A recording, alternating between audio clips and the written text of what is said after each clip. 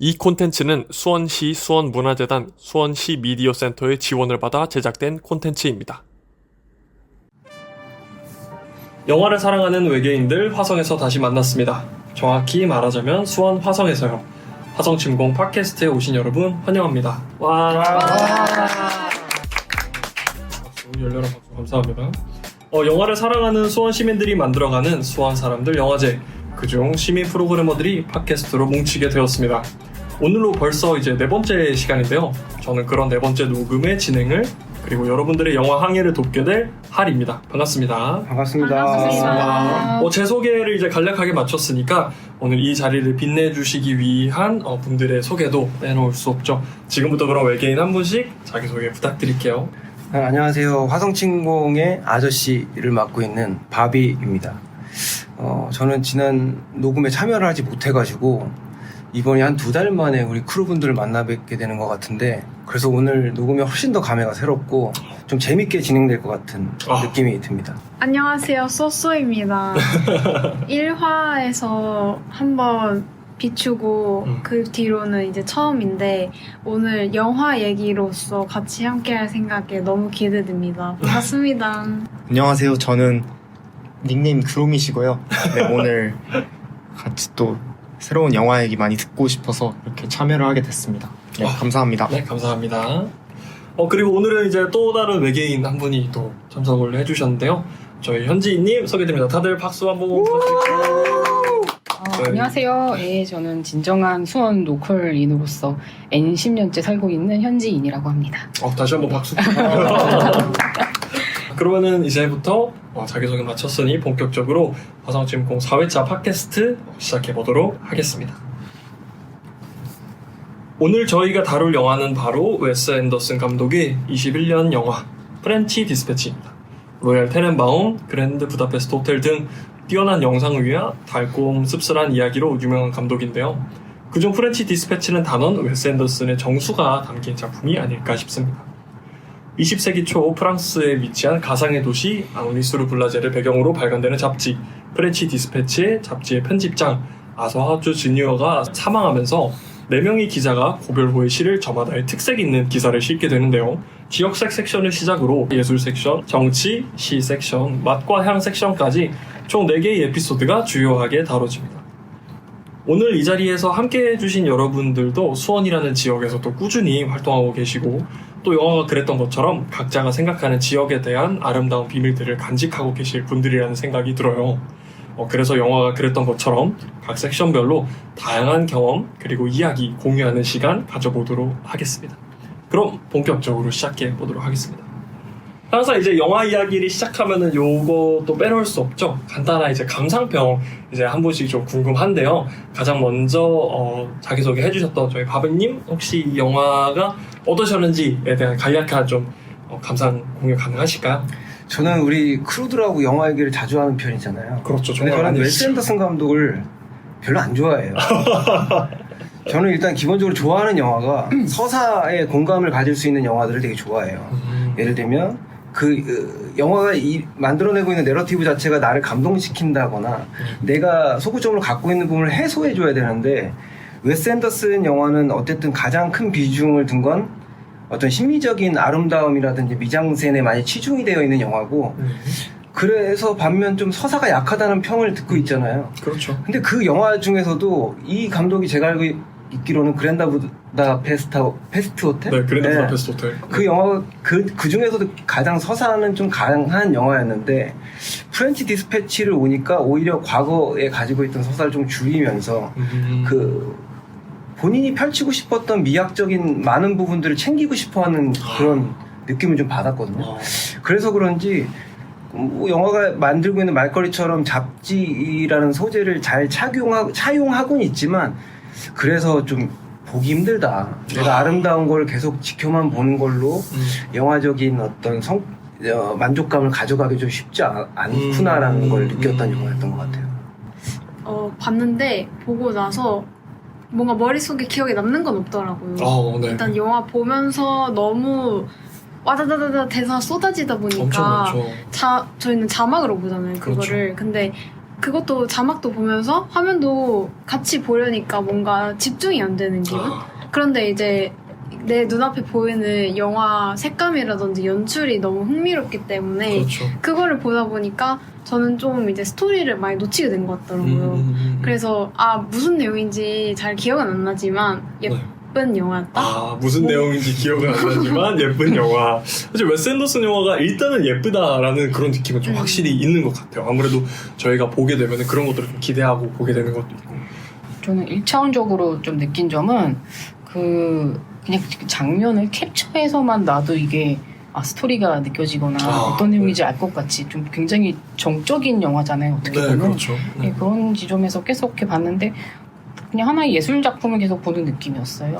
네, 그래서 참 웨스 앤더슨스러운 거는 어쨌든 상업적인 요소에서도 굉장히 많이 쓰였잖아요. 그렇죠. 그래서 이것만 봐도 이거 완전 그랜드 부다페스트 호텔 같다. 약간 그런 게 있는데, 예, 그래서 보면서 이렇게 그 프로덕션 디자인에 참 신경을 썼다는 건 얼마나 큰 완벽한 디렉팅을 했을까라는 그런 생각도 들었고.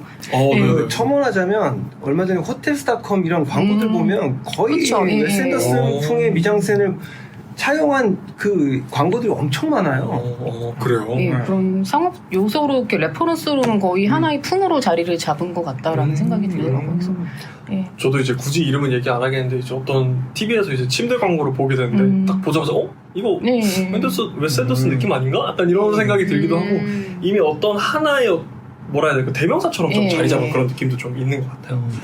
저는 이 영화를 사실 너무 기대를 하고 봤었거든요.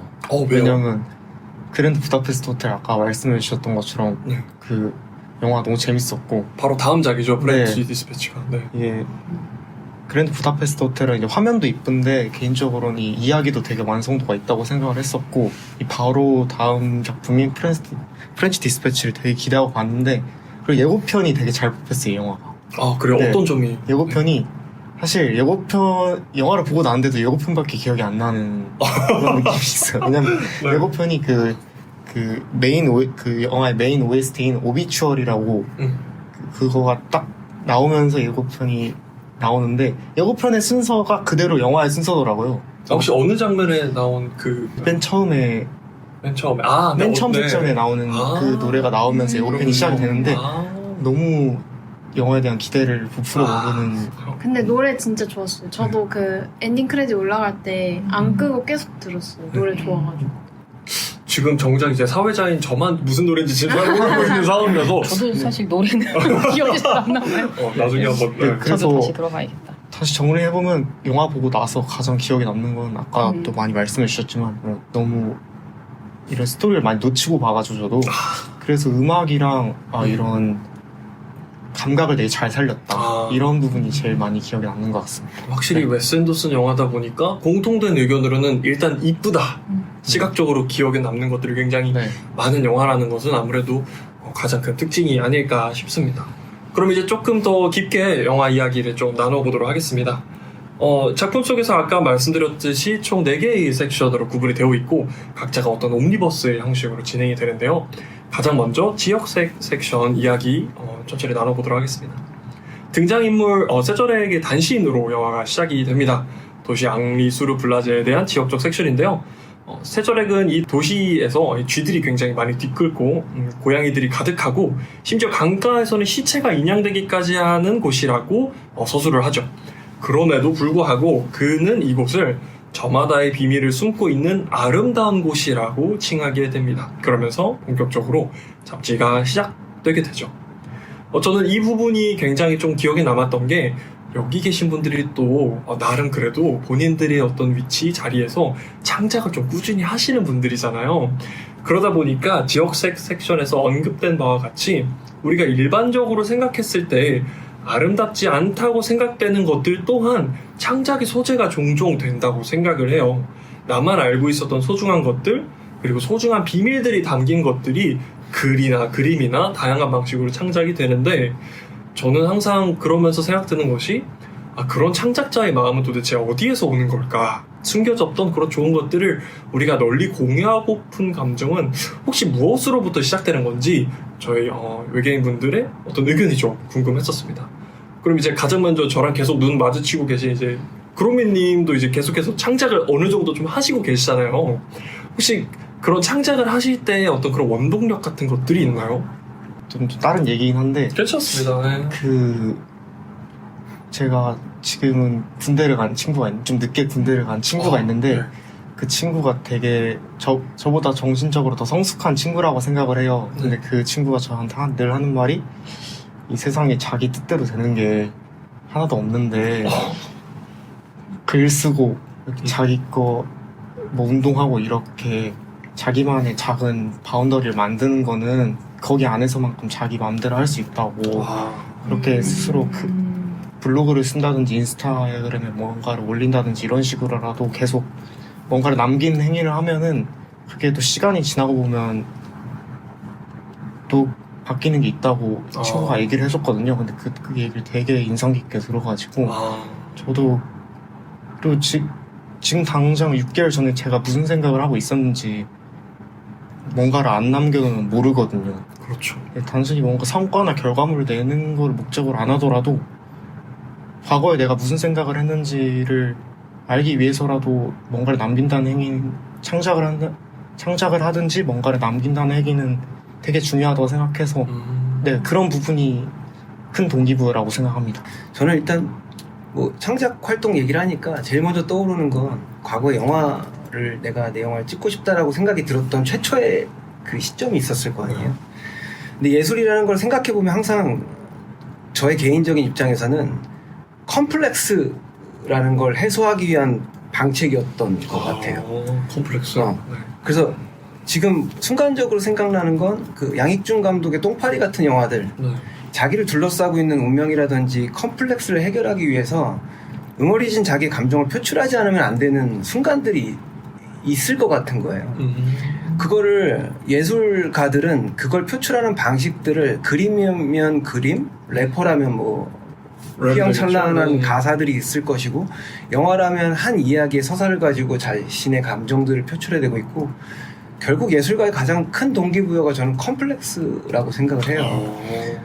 20대 초반에 영화를 만들면서도 가장 저의 주된 소재는 뭐 저항심, 반항심 같은 것도 있었고, 저는 가장 컸던 건 아버지 세대에 대한 약간 불신 같은 게 좀 있었어요. 그래요. 학교 선생님들 뭐 이런 거 있잖아요. 체제에 대한. 진짜 그럴 수 있죠. 그러니까 제가 얘기하는 건 막 이데올로기적인 건 아니고, 간단하게 얘기하면 뭐 흔히 얘기해서 비트나 말죽거리 잔혹사가 저희 시대 때 영화라고 하면 그 시대 정신이 갖고 있는, 우리가 그 틀에 맞춰 살지 않겠다라는 어떤 그런 것들 있잖아요. 저항심. 그런 것들이 저를 좀 예술을 하고 싶다는 마음을 원동하게 만들었었던 추진력 같은 거였던 것 같아요. 혹시 그러면 저희 이제 현지님께서도 꾸준히 창작을 하셨던 그런 경험도 있고 현재 또 계획 중이시잖아요. 저희 창작에 대한 원동력은 항상 그 창작하기 전에 안테나를 좀 세우고 있거든요. 이게 뭐 그래요? 엄청 길고 뭐 오래 가는 게 아니고 그냥 꾸준히 잔잔하게 계속 그냥 이거 새로운 일을 한다거나 아니면 뭐 평소에 하는 일을 한다거나 할 때 항상 이렇게 세우고 있어서 뭐가 좀 새로운가? 뭐가 요즘 좋아하는 것인가?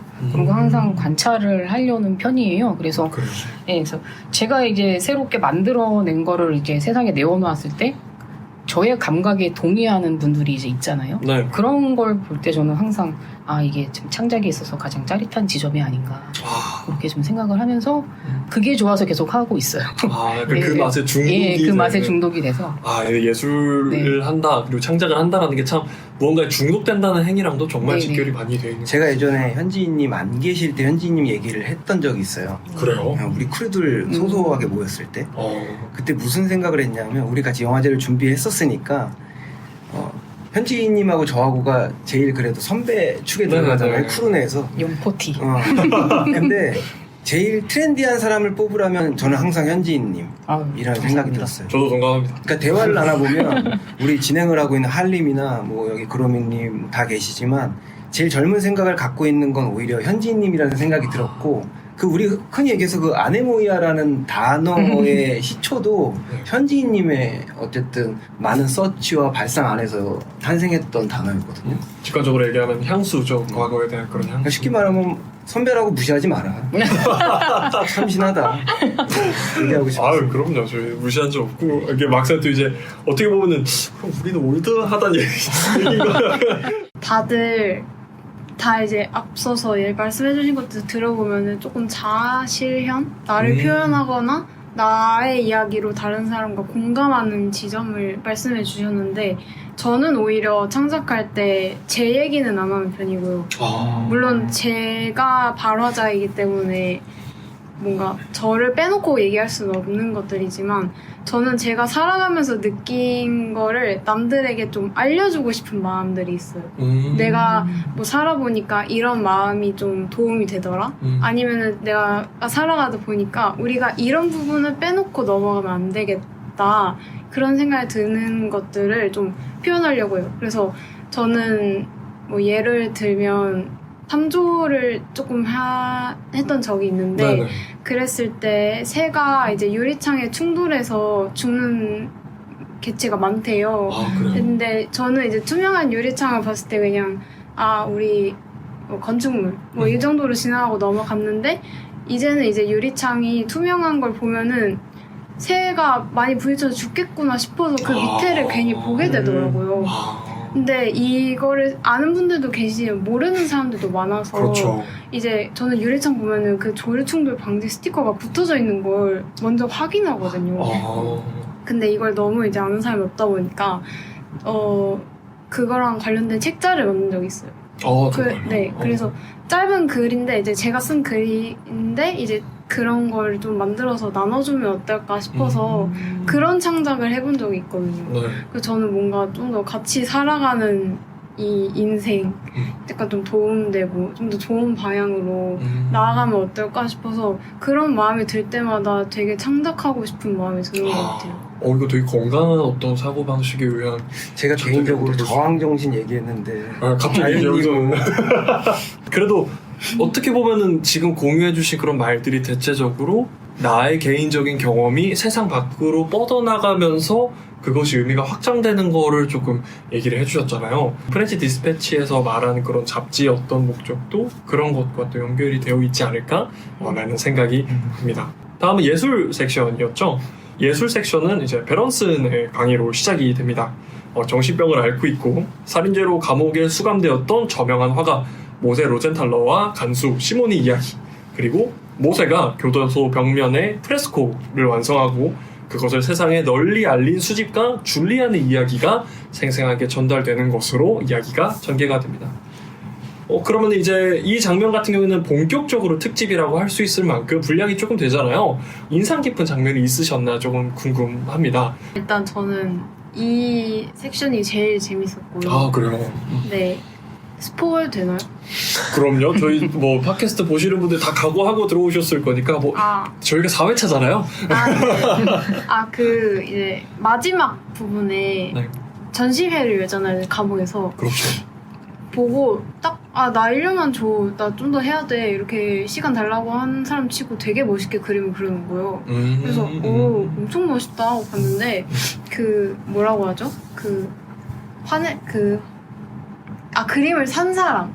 네, 수집가. 네, 그 수집가 분이 잘 그렸다. 뭐 너무 좋다. 네네. 좋아하다가 프레스코네? 이거 깨닫자마자 너무 훌륭해. 너무 잘했었는데 프레스코네! 이러고 화내는 거 보고 유리잔 던지고 막 그러잖아요. 그러고 싸우잖아요. 맞아요. 근데 저는 그게 좀 제일 재밌었어요.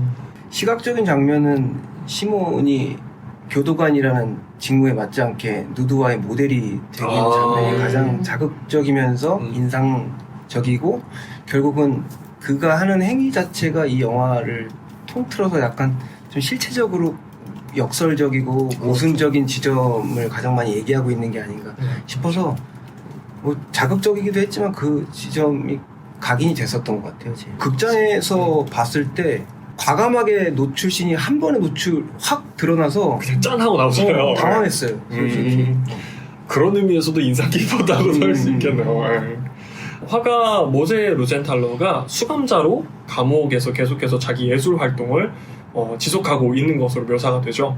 그가 마지막에 그렸던 최고의 걸작은 교도소의 벽면에 그려진 대형 프레스코라서 반출에 어려움이 있었던 작품입니다. 작품 전체를 보면 교도소와 굉장히 밀접한 작품이에요. 그런데 작품 후반부에 보면, 그 섹션 후반부에 보면 작품을 빼내는데도 상당한 시간이 걸림에도 불구하고 결국 그걸 빼낸단 말이죠. 이 작품이 결국 교도소 밖으로 나간다는 것은 혹시 어떤 의미를 갖는다고도 생각을 할 수 있을까요? 굉장히 어려운 것 같아요. 네. 뭔가 어쨌든 그 예술 작품이라는 거는 좀 소유하려는 경향도 있잖아요. 그렇죠. 그렇게 딱 떨어지게 하나의 화폭으로.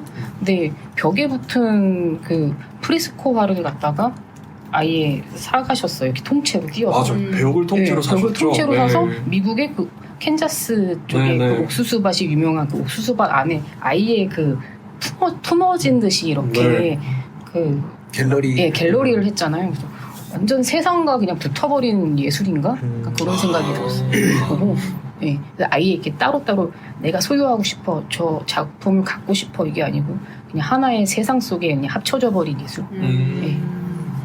저희 외계인분들에게 전체적으로 묻고 싶은 질문인데 이런 식으로 어떤 작품이 기존에 만들어졌던 그런 장소나 환경에서 벗어나서 다른 곳으로 전이될 때 그 예술 작품이 다른 독단적인 개체로 인정받는다고 생각하시는지 아니면 그대로 이 기조가 여전히 갖고 있는 동일한 작품이라고 생각을 하시는지에 대해서도 조금 궁금해지네요. 그 그림이 뭘 담고 있든 화가를 빼놓을 수 없잖아요. 그렇죠. 전 그 화가를 생각했을 때 뭐 예를 들어 모네 이런 사람 유럽 사람이잖아요.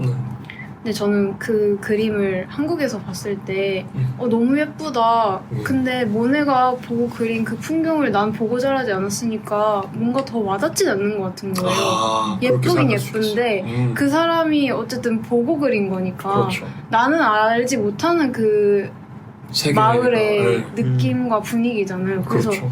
전 어쩔 수 없이 공감할 수 없는 부분이 있긴 있구나라는 생각을 했었어요. 그것도 정말 맞는 말인 것 같습니다. 저는 그 예술품을 온전하게 그 장소에서 벗어나는 경우들을 얘기하자면 뭐 대형박물관 같은 경우도 있겠고 있어야 될 위치에서 벗어나는 경우는 많은데 저는 이 시퀀스를 보면서 떠오른 건 웨스 앤더슨 스스로가 자기 영화에 대한 자의적 해석을 하고 있는 것 같다는 생각이 들었어요. 그러니까 예를 들면 누드화를 그리고 있는데 인상파 그림을 그려놨단 말이에요. 네. 그리고선 본인이 거기다 큐레이션을 붙이잖아요. 그렇죠. 이 죽이지 않냐. 이거 사야 된다. 작품의 상품성 가치를 계속 부여한단 말이에요. 웨스 앤더슨 영화 자체가 그런 것 같아요. 이 영화가 영화적으로 본질적으로 좋은 영화라기보단 외부에서 평단이나 누군 비평가들에 의해서 자기 영화가 포장되고 재단되면서 더 좋은 영화로 보여지고 있는 것을 자의적 해석하고 있는 것이 아닌가. 그리고 아까 할림이 말씀하신 것처럼 프레스코를 띄어서 가는 거는 결국 소비자 입장에서 소유하겠다라는 가치가 훨씬 더 클 때 일어날 수 있는 일이잖아요. 그렇죠. 자기 영화도 그렇게 되고 있다고 생각이 드는 거죠. 너는 웨스 앤더슨이니까 이렇게 영화를 찍어야 돼. 소비자들은 그렇게 원하고 있어. 그러니까 너가 이 틀에서 벗어나면 안 된다라고 하는 어떤 자기 스스로가 예술적으로 접근을 할 때의 그런 짜증남도 있을 거 아니에요. 그러니까 계속 역설적인 얘기를 하고 있을 때도 이 그림 이상하지만 끝내주는 건 내 영화 같고 니들이 내 영화를 소비하는 것만큼 프레스코라 띄지 말라 그러는데 굳이 그 벽을 띄어가는 너희들의 심리는 이 사람의 어떤 해석이라고 생각이 들었습니다. 그것도 새로운 해석이. 왜 저도 듣다 보니 굉장히 와닿는데요. 그 아예 그 세계를 띄어서 갖다 놔도 그거는 그 가치는 지속된다. 웨스 앤더슨의 그런 영화는 어디다 띄워놔도 한 장면만 띄워놔도 컷만 봐도 웨스 앤더슨 하잖아요. 그렇죠. 그것처럼 네, 아까 같이 프로스코어에서 옮겨놨어도 그거는 웨스 앤더슨이다. 그런 이것도 느낌이. 영화적인 내용과 연결시켜서 이렇게 네. 설명 들으니까 확실히 이 신이 어떤 의미를 갖는지도 좀 다시 한번 생각해 볼 수 있는 것 같습니다. 네, 그러면 이제 예술 섹션은 이 정도로 하고 다음에 이제 정치시 섹션으로 넘어가 보도록 하겠습니다. 자유라는 이름 아래에 서로 하나의 목표를 가지고 시위, 운동을 펼쳐나가는 청년들이 존재합니다. 제피렐리와 줄리엣은 수장격인 인물들임에도 불구하고 시종일관 견해 차이로 부딪히게 되죠. 그런 모습을 상세하게 담아내면서 제피렐리와 동행하는 기자 크레멘츠의 시선으로 해당 섹션이 완성이 됩니다. 이윽고 제피렐리와 줄리엣이 자신들의 솔직한 감정을 밝히게 되지만 애석하게도 제피렐리의 죽음으로 인해 모든 이야기가 끝나게 되는 것으로 섹션이 마무리가 되죠. 가장 혹시 인상 깊었던 장면 아니면 좀 기억나는 장면이 조금 있으실까요? 저는 그 장면이에요. 그렇습니다. 크레멘츠하고 제피렐리가 우연히 마주하게 되잖아요. 네, 그렇죠. 그러면서 둘이 뭐 특별한 계기가 없었는데 잠자리도 갖게 되고 네. 뭐 시위문이나 이런 것들을 수정해주기도 하잖아요. 네, 선언문. 네. 근데 그 과정을 보면 어머니한테 전화가 오는데 네. 제피렐리가 화들짝 놀라잖아요. 네. 그 어머니 세대에 대한 약간 두려움과 그런 게 있단 말이에요. 네. 근데 아이러니하게 또 그 어머니 뻘 되는 여성과 잠자리를 가졌던 장면 자체가 굉장히 아이러니한 거예요. 아, 그 크레멘츠. 크레멘츠와 어머니 세대에 대한 거부감과 뭐 좀 두려움이 있는데 또 잠자리를 가졌네. 어머니 세대와의 네.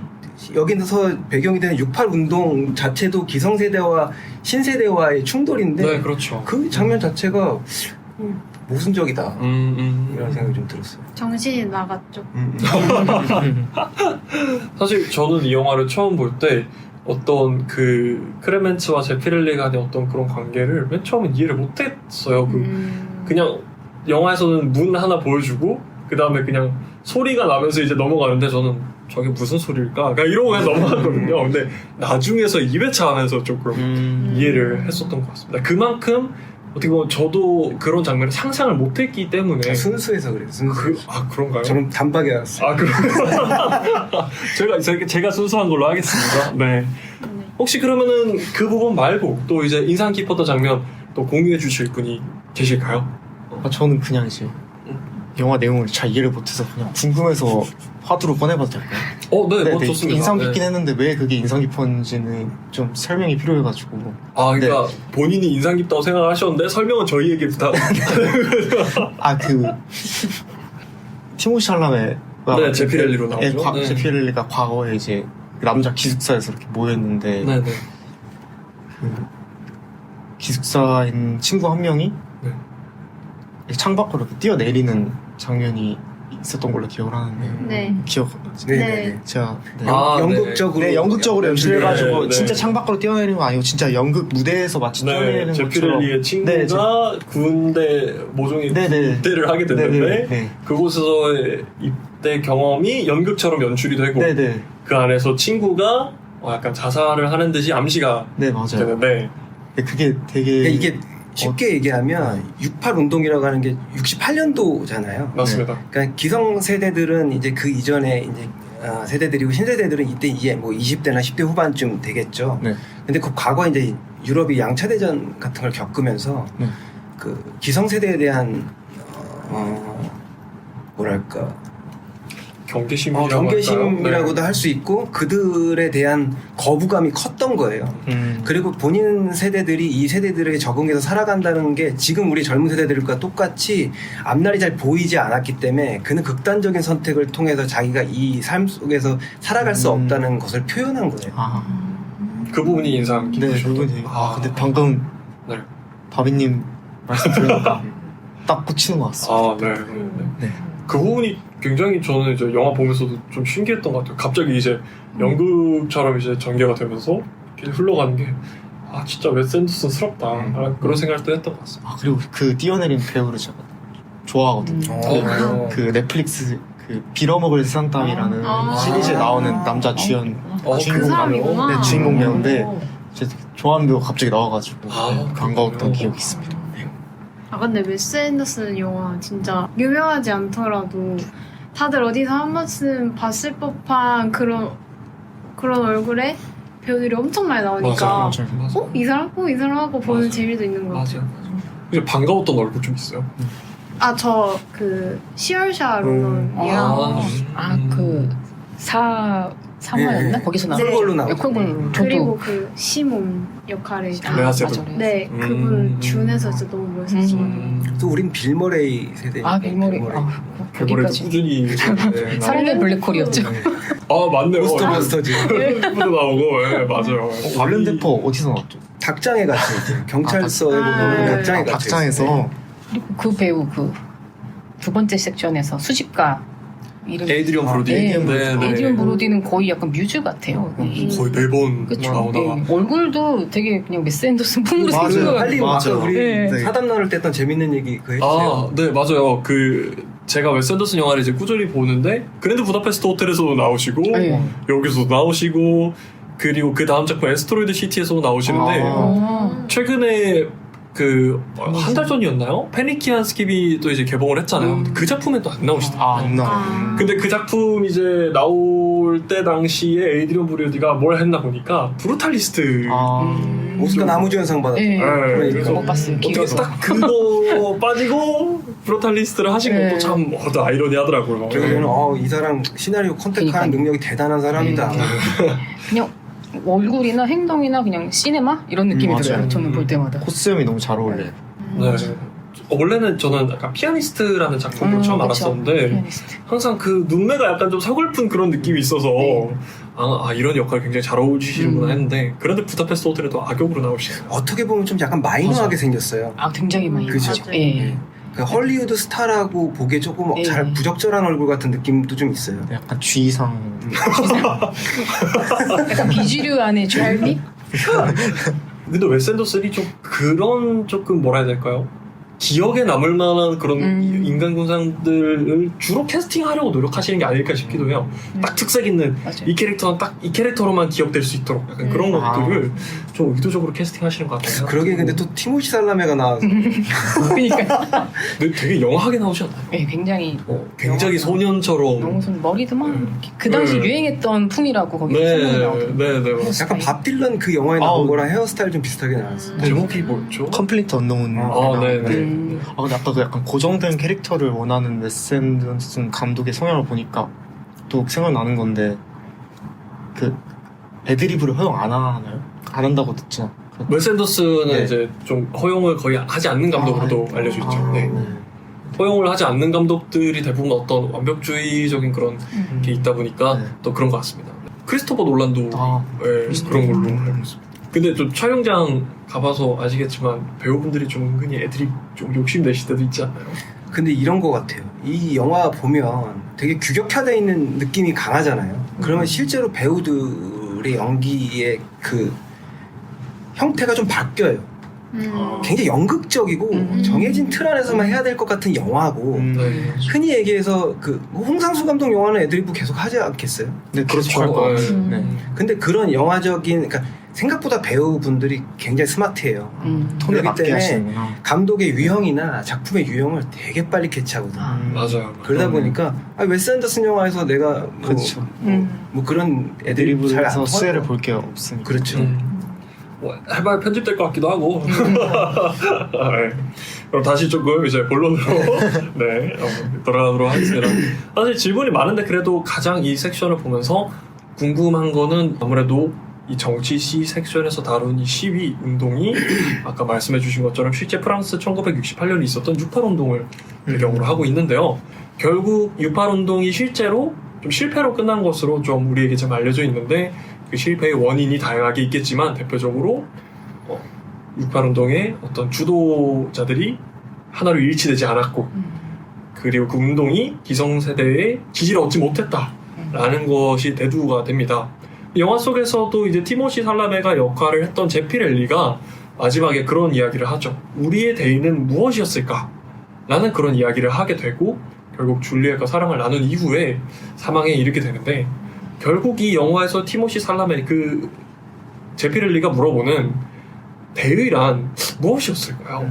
영화가 우리에게 본질적으로 던지는 질문은 무엇일까요? 이 챕터가 좀 재미가 없어요. 굉장히 냉정하시네요. 이 전 챕터보다도 좀 재미가 없는데 결국 얘기하자는 메시지는 단순하긴 하더라고요. 그러니까 68 운동이라는 걸 차치하고 네. 얘네들이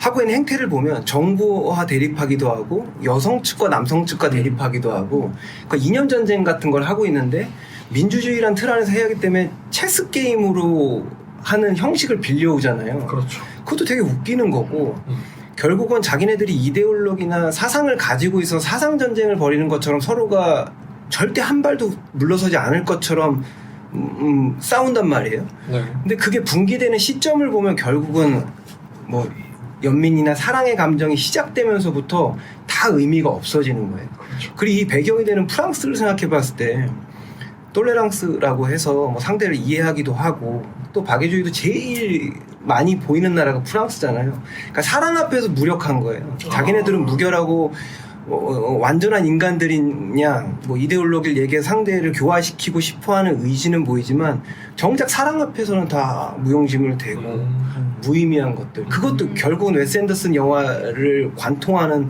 역설과 모순 아이러니에 대한 얘기인 거죠. 뭐 아무리 니들 싸워봤자 뭐해. 네가 이 여자를 좋아하면 끝인데. 그렇죠. 그 실제로 저도 어릴 때 보면 비연애주의자 친구들 좀 있어서 비혼주의자랑 좀 달랐어요. 비연애주의자에서 나 연애 같은 거 되게 필요 없는 것 같아 막 이런 경우들이 있었는데 누구한테 고백했다는 얘기가 들리는 거예요. 그 친구가. 그러니까 그게 사람의 인간 감정이라는 게 컨트롤이 안 되잖아요. 그러니까 이념보다 어려운 게 사실 감성인 것 같아요. 그렇죠. 어떻게 보면은 예술과도 굉장히 맞닿아 있는 그런 것 같기도 해요. 그렇죠. 감정이라는. 주변에 진짜로 그런 분들 계시잖아요. 막 난 연애 관심 없어. 그렇게 얘기하시다가 갑자기 어느 날 나 여자친구 생겼어, 애인 생겼어. 그렇게 얘기하는 분들도 계시는 거. 결혼했어도 나중에. 굉장히 뜬금없게도 그러는 거 보면은 확실히 이 사랑의 힘이라는 게 정말 강력하구나라는 생각도 좀 들게 만드는 것 같습니다. 이 챕터만 1.5배속으로 봤어요. 그래서 좀 드릴 말씀이 많이는 없는 편이고 굉장히 소심하고. 네. 자르셔도 돼요. 보통 이런 게 들어갑니다. 정말. 근데 어쨌든 바비님 말씀 들으니까 굉장히 공감되는 것 같아요. 역시 사랑. 그 끝은 사랑이었구나. 네. 또 조금 예민한 질문일 수도 있는데 이 섹션에서 크레멘츠가 그런 이야기를 하죠. 자신은 언론의 중립을 지켜야 하는데 그런 게 있을지 없을지 잘 모르겠지만 아무튼 지키겠다 라는 식으로 그런 이야기를 하잖아요. 이 언론의 중립이라는 것이 사실 굉장히 모호한 개념이잖아요. 결국 기사를 쓰는 것도 인간이고 그걸 목격하는 것도 인간이고 그걸 기록하는 그 모든 과정들이 결국 인간의 어떤 손을 거치고 머리를 거치게 되는데 이 언론의 중립이라는 것이 과연 실존하는 개념이라고도 볼 수 있을까요? 그 아까 제가 인상적이라고 얘기했던 장면처럼 그 아주 젊은 20대의 남자 선동가와 잠자리를 가진 뒤에 그 시위문을 대신 한 1000자 정도 써줬다고 얘기하는데 그 남자의 시위문 1000자 정도 먼저 써준 건 중립성을 이미 잃은 상태잖아요. 그렇죠. 그리고선 줄리엣이라는 여자가 티모시 살라메한테 관심이 있는 순간부터 상대 기자는 나한테 삼각관계의 대상이지 언론으로서의 가치는 이미 소멸한 지가 오래됐으니까 언론에 뭐 그거는 별로 없는 것 같은데. 또 그럼 좀 넓게 좀 더 질문을 드리자면 그래도 여기도 창작을 하시는 분들이니까 창작자의 입장에서의 객관성이라는 것이 조금 존재할 수 있는 것일까라는 그런 생각도 좀 해보게 되네요. 나아가서 아무래도 창작을 하게 되면은 본인의 아까 말씀드린 것처럼 본인의 경험도 많이 들어가게 되고 본인의 어떤 그 견해 같은 것들이 첨부되게 되는데 그 과정에서 어떤 최대한 객관성을 유지하려고 해도 그런 것들이 참 무너질 때가 많은 것 같아요. 근데 객관성이라는 것을 지킨다는 것이 과연 가능한 일일까요? 그런 것도 좀 질문 드리고 싶습니다. 네.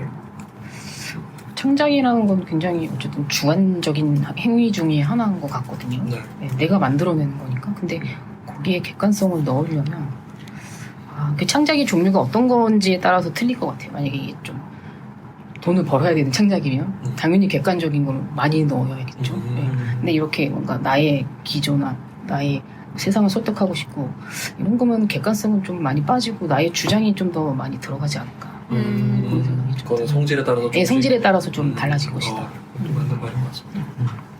그 얼마 전에 그 짤을 봤는데 객관적으로 나의 생각을 말해줄게라는 글이 있더라고요. 너무 웃기잖아요. 밈인가요? 밈이에요.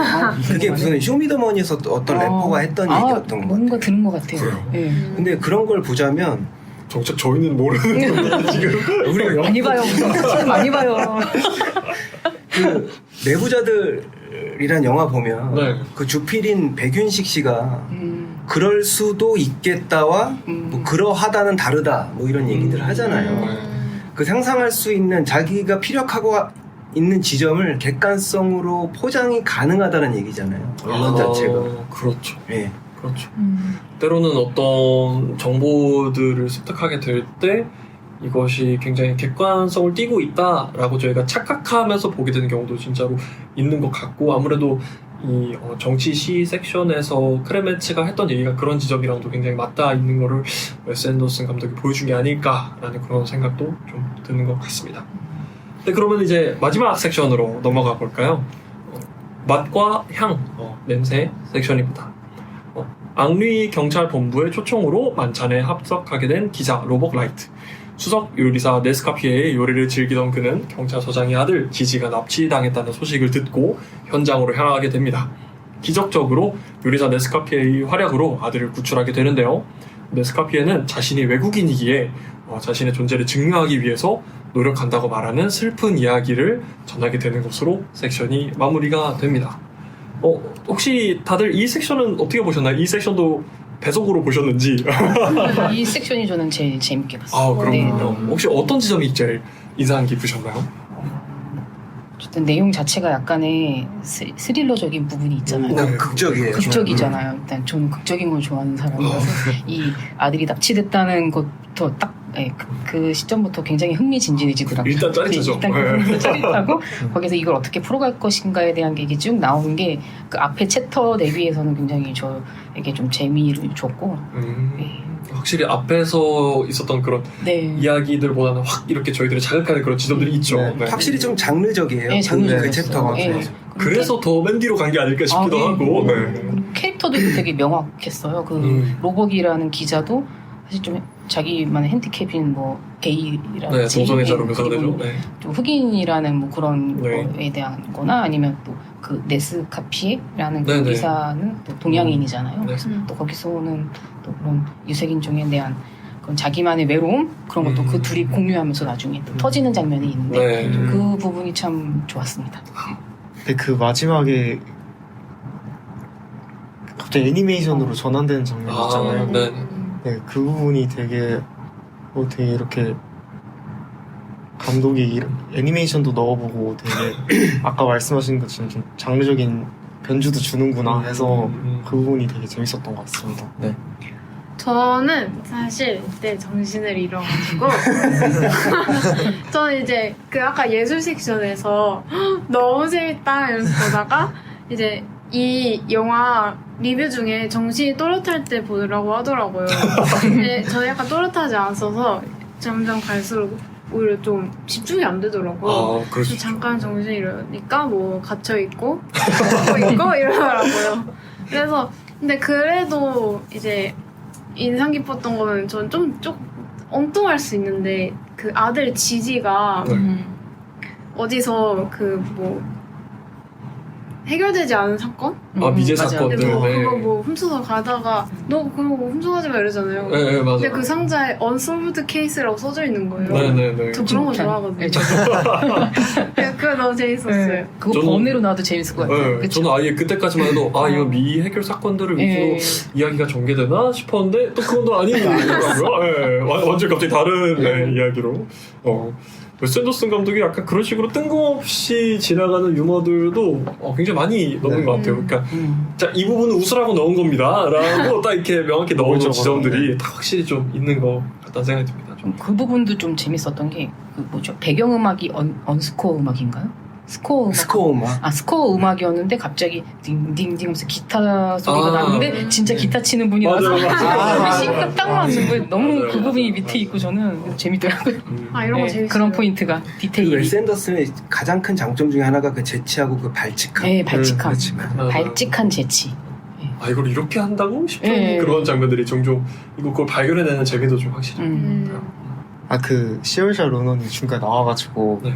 지지한테 다가가는데 눈만 이렇게 딱 보이는 장면이 그 있는데 쇼걸 말씀하신 네, 쇼걸이. 거잖아요, 작품 속에서는. 근데 눈이 원래 아예 다 흑백톤이다 그 부분에서만 눈이 시월샤 로넌의 파란색 눈이 이렇게 칼라로 잡히더라고요. 네네. 그런 이렇게 계속 흑백톤이다가도 뭔가 뭔가 미적으로 강조할 때는 또 갑자기 음. 컬러를 딱 보여주는 게 되게 인상 깊었습니다. 맞아요.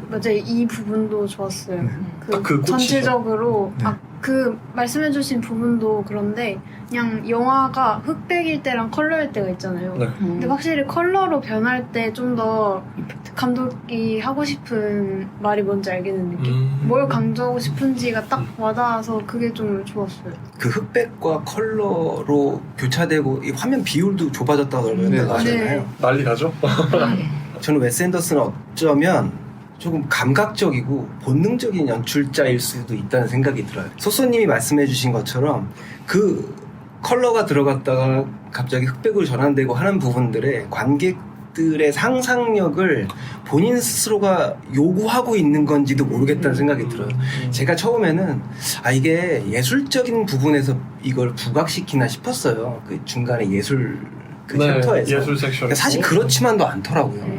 그래서 웨스 앤더슨은 본인 영화 스스로를 관객들이 충분히 상상할 수 있게끔 본인은 아주 감각적으로 만들었는데 관객들 나름의 해석들이 분분하면 더 재밌잖아요. 그렇죠. 그런 것들을 의도할 수도 있겠다는 생각이 좀 들어요. 좀 균질하지가 않아요. 그 흑백이나 컬러를 해석할 때 아까 말씀해주신 것처럼 예술 섹션에서는 어떤 예술적인 부분들을 계속 컬러로 표현하는데 그렇다고 생각하고 봤는데 또 그렇지만도 않더라고요. 또 이제 후반에 말씀해주신 것처럼 그 쇼걸의 눈동자도 컬러로 나오는 네. 그런 부분도 있고. 근데 오히려 그 눈동자 부분은 보면서 뭐 당신은 파란 눈을 가졌나요? 근데 진짜 새파란 눈이 나올 맞아요. 때 맞아요. 사실 그 웃기고 싶었던 것 같아요.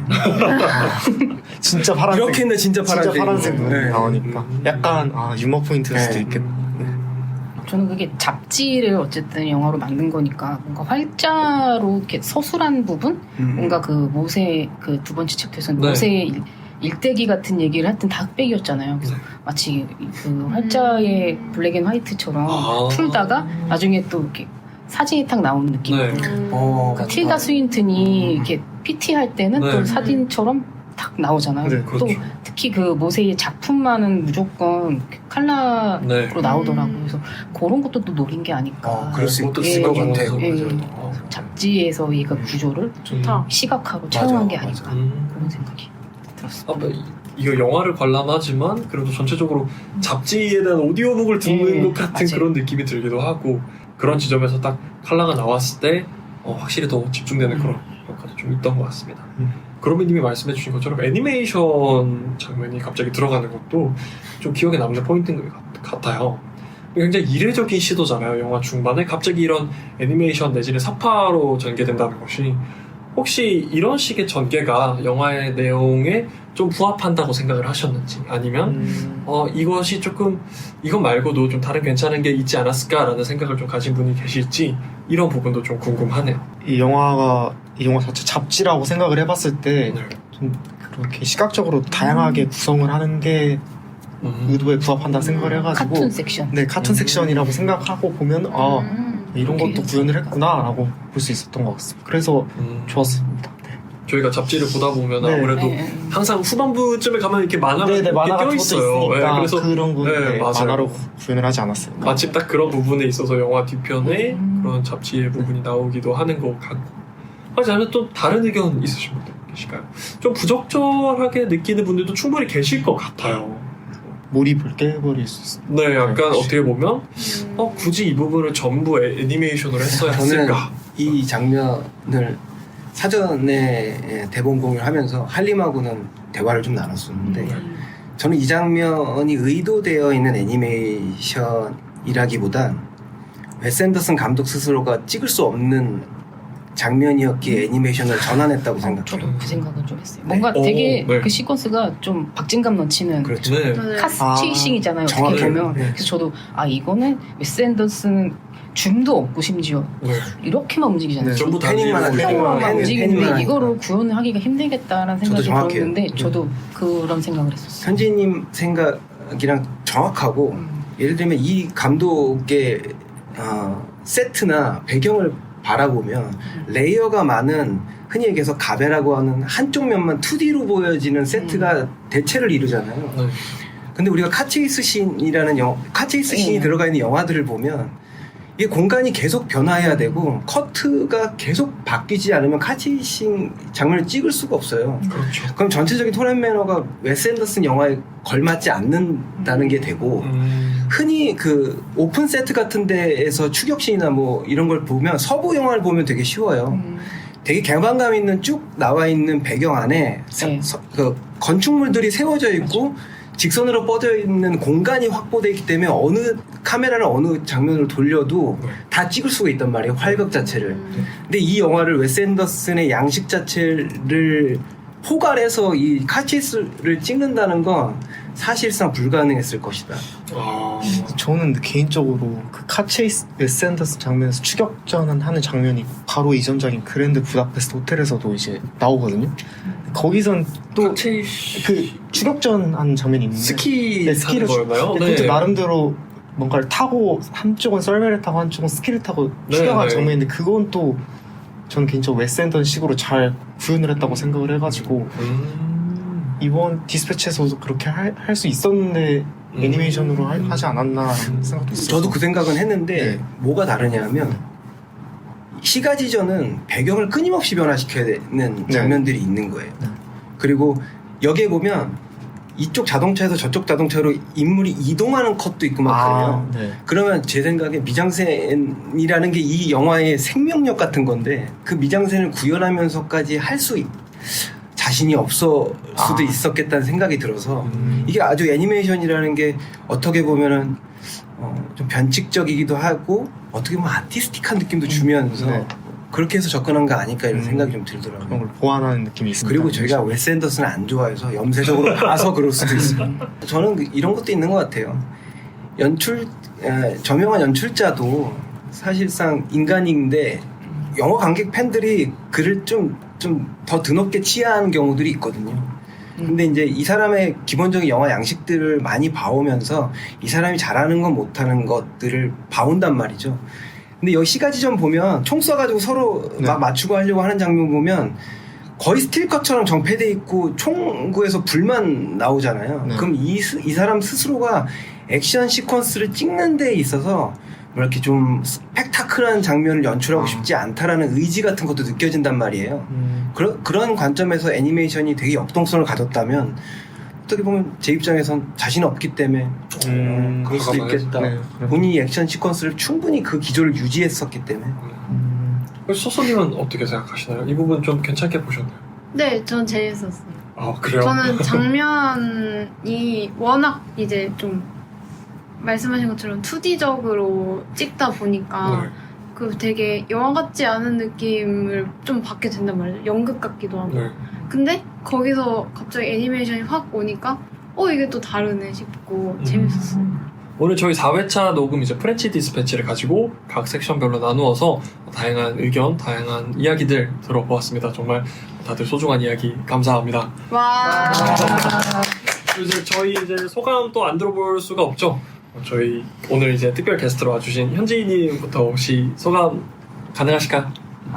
네, 저 되게 다 친애하는 저희 수영모님들과 함께해서 참 뜻깊은 시간이었고요. 이런 좋은 영화 보게 해주셔서 할님께 참 감사드리고 저는 이거는 제 생각에는 1회차는 안 될 것 같고 N회차 해야 될 것 같아요. 3번, 4번 보면 좋아지려나 라는 생각이 드네요. 네, 아무튼 참 좋은 시간이었습니다. 네, 감사합니다.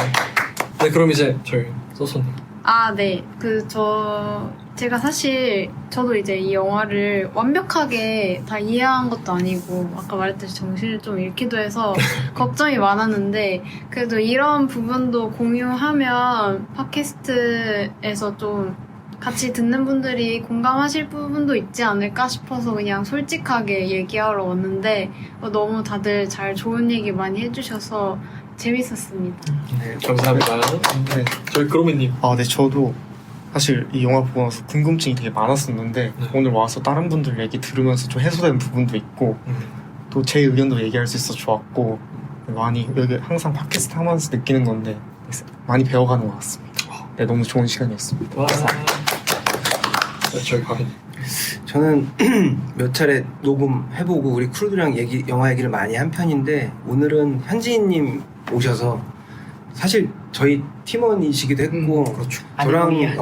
저랑 6개월 동안 영화바라를 같이 했었던 멤버이시기도 했어서 이렇게 오랜만에 영화 얘기를 하니까 옛 여자친구를 만난 것 같기도 하고 반가웠습니다. 이거 들어가. 네, 이 부분 꼭 넣도록 하겠습니다. 좀 편집은 저희가 하니까요. 옛 군대 전우를 만난 것 같아서 반가웠습니다. 이 부분은 빼겠습니다. 살림이 너무 웃겨요. 아닙니다. 아무래도 이제 이 영화가 좀 여러분들이 보시기에 또 다른 분들이 보시기에도 좀 난해한 부분도 있고 대사도 굉장히 많고 템포도 굉장히 좀 빠르고 좀 그런 느낌이 있어서 보시기에 좀 어려움이 있을 것 같습니다. 그럼에도 저희 오늘 팟캐스트 함께 하면서 느꼈던 다양한 감정들 함께 나누시면서 청취하시면서 영화 다시 한번 즐겁게 보실 수 있는 기회 되셨으면 좋겠습니다. 네, 그러면 저희 오늘 4회차 팟캐스트 여기서 마무리하도록 하겠습니다. 감사합니다. 감사합니다. 이 콘텐츠는 안녕. 수원시 수원문화재단 박수 한번 쏘세요. 수원시 미디어 센터의 지원을 받아 제작된 콘텐츠입니다.